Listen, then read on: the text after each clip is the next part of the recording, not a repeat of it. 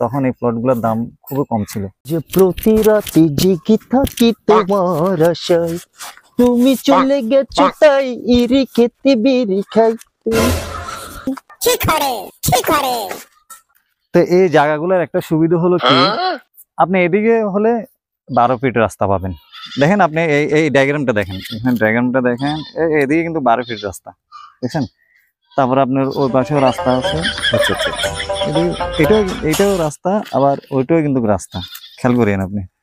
তারপরে আপনার 3 কাঠার প্লট গুলা সবসময় একটু বড়।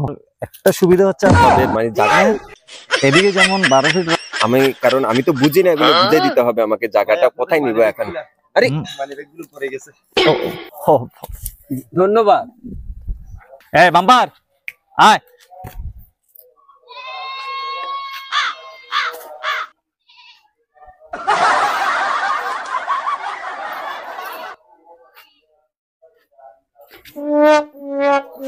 Yeah.